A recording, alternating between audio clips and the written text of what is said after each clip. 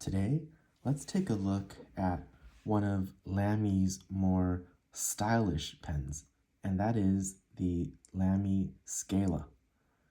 I did a review of the Scala once before. It was an orange special edition that was a FOMO purchase for me. I'll link that video below so you can take a look at that if you'd like. Let's just get this out of the way.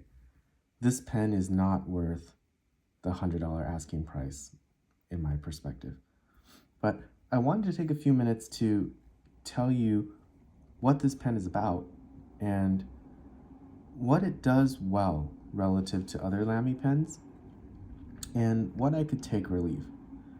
So, like I mentioned in the title, to me this feels like a Lamy Safari that's gone to fashion school or finishing school, because compared to something like the Safari, it has a lot of the same features. It is a snap cap like the Safari. This one, mine has a 14 karat nib, but the standard one comes with the same Lamy steel nib that you find in just about all Lamys, aside from the 2000. It's a cartridge converter pen, so this uses the same converter as something like a Lamy Studio. And overall, function-wise, you get essentially the same as you'd get in a Safari.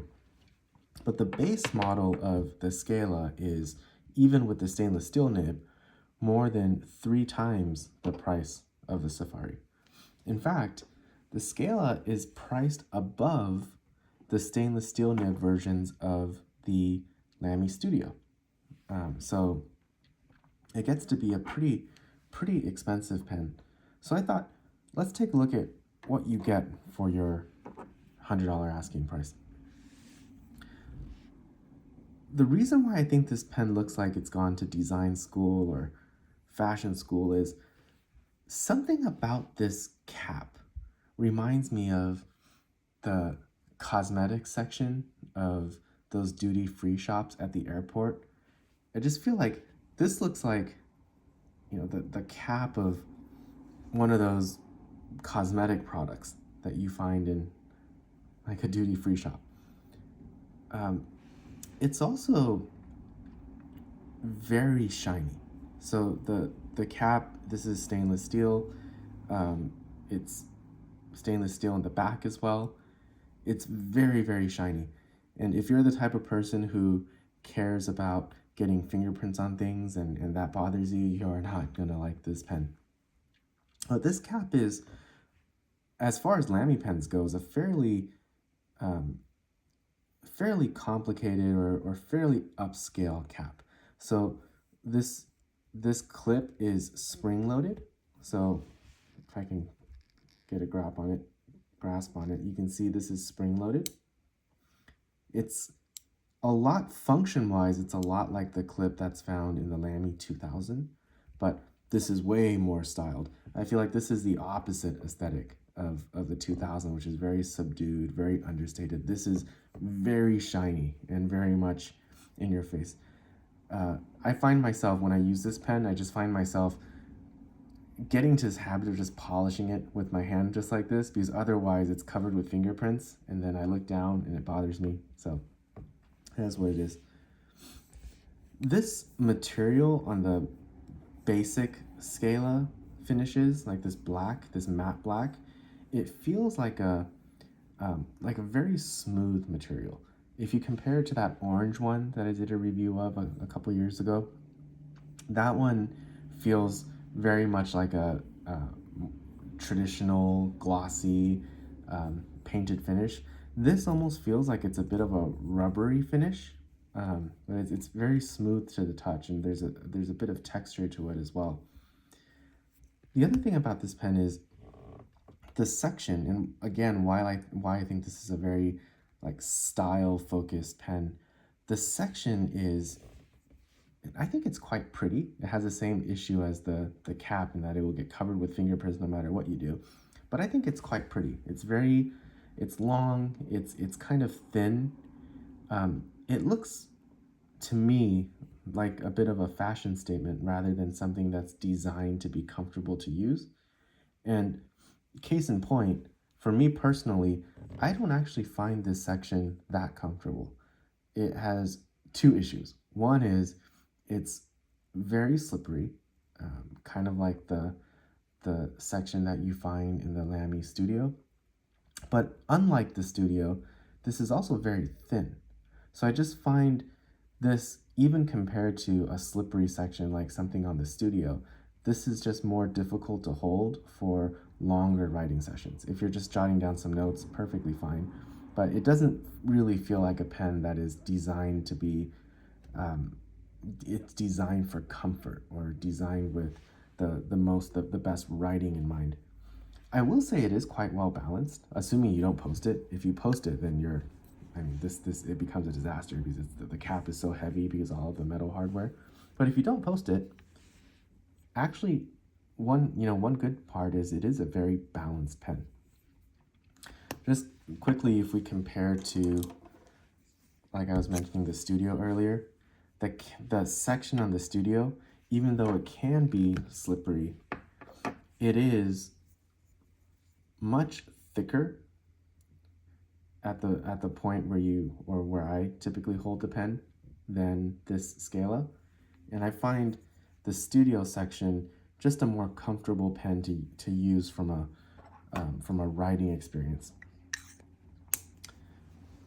Now, I personally find the Safari the most comfortable out of the three. It is non-slippery, and I don't mind this triangle-shaped grip. But so that's a bit about how the pen is made.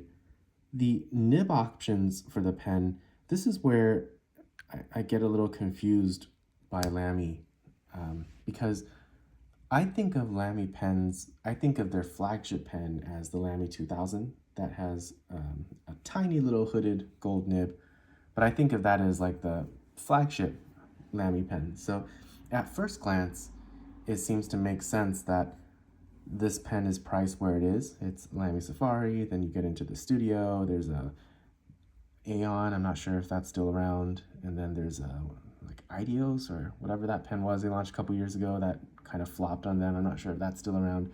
And then you get this, which is also not a huge volume seller, and then you move up into the 2000.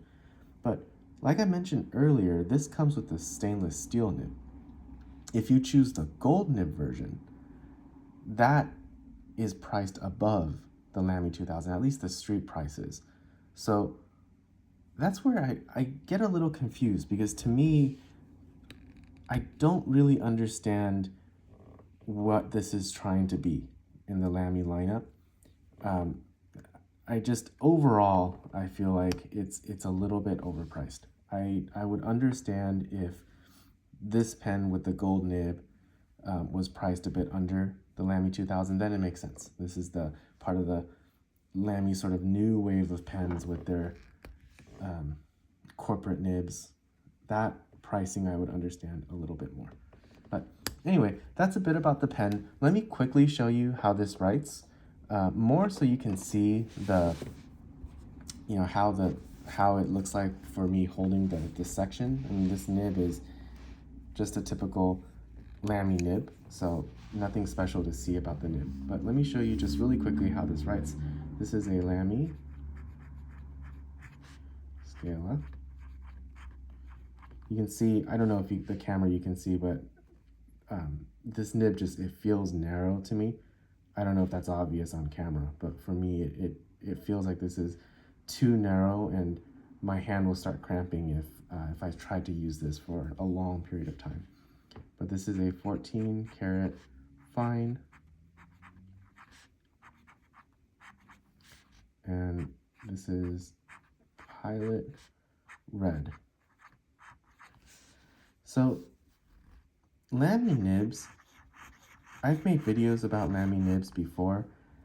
When they're great, or when they're well tuned, they can be great. I would say this pen is pretty good. They're just very inconsistent.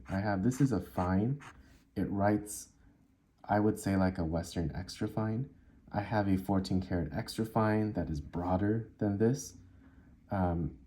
With the steel nibs, I did a comparison, I'll link it below as well, of Lamy gold nibs versus the steel nibs. The steel nibs, they're perfectly good workhorse pens. I don't like using them. And that's not trying to be a gold nib snob or anything. I would happily use a Pilot steel nib any day, but I'm not a big fan of the Lamy steel nibs. This one, and the feedback ranges from nib to nib as well. This one feels actually kind of like a Sailor nib. I'm not sure if the camera is picking up the feedback there, but there's a lot of pencil-like feedback here. It's not scratchy, but there is a lot of feedback with this nib. So interesting. So good nib, good pen overall. Not the most comfortable thing. I think it's a style forward kind of design. So if that's your thing, this pen is for you. I certainly don't think this pen is underappreciated or underhyped or anything like that. But I do think there's a spot for it in Lamy's lineup. This is definitely the more stylish sibling to Lamy's otherwise fairly understated pens. So thought I'd give you guys a look at this while this was inked up. I don't typically have this pen inked, so it's going to be washed out and put away and probably won't be brought out for a long time. So I thought I'd do a quick video and hope that was fun. Thanks.